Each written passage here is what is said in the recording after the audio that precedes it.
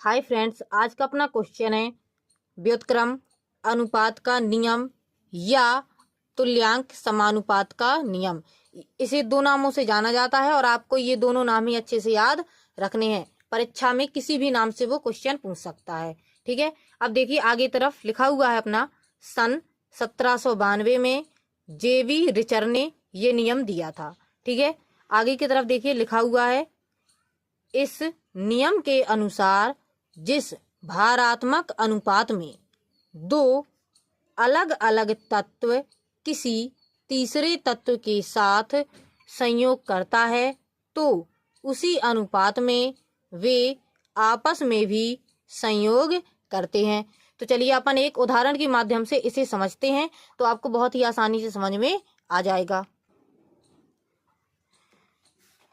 उदाहरण, ठीक है, तो चलिए अपन सबसे पहले ले लेते हैं कार्बन, फिर लेंगे हाइड्रोजन और ऑक्सीजन। ठीक है, तो जब अपन कार्बन और हाइड्रोजन की क्रिया कराएंगे तो अपन को प्राप्त होगा CH4 मीथेन। ठीक है, इसी प्रकार से जब अपन कार्बन और ऑक्सीजन की क्रिया कराएंगे तो अपन को प्राप्त होगा CO2। इसी प्रकार से अपन हाइड्रोजन और ऑक्सीजन की क्रिया कराएंगे तो अपन को प्राप्त होगा H2O।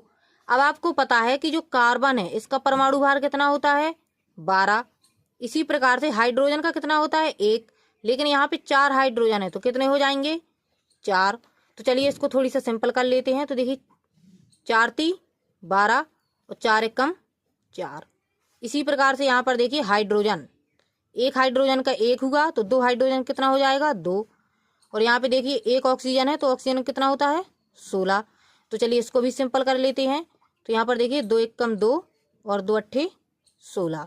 इसी प्रकार से देखिए यहाँ पर कार्बन का देखिए कितना होता है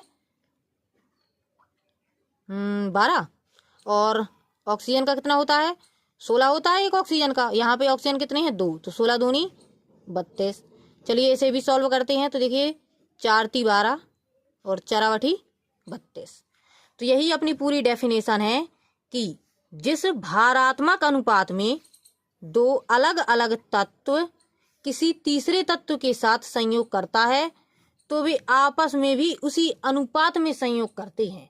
यहाँ पर देखिए कार्बन अपना कितना है 3, तो यहाँ पर भी देखिए कार्बन कितना है अपना 3। हाइड्रोजन देखिए यहाँ पर 1 और यहाँ पर 1। यहाँ पर देखिए ऑक्सीजन 8, यहाँ पर 8। बिल्कुल अनुपात उनका सेम है, बिल्कुल बराबर। तो यही अपनी पूरी डेफिनेशन लिखी हुई है, जिस भारात्मक अनुपात में दो अलग अलग तत्व किसी तीसरे तत्व के साथ संयोग करता है तो वे आपस में भी उसी अनुपात में संयोग करते हैं। तो मुझे उम्मीद है कि आप लोगों को समझ में आ गया होगा। तो चलिए जल्दी से आप लोग इनका स्क्रीनशॉट ले लीजिए। मिलते हैं अब नेक्स्ट वीडियो में, तब तक के लिए बाय।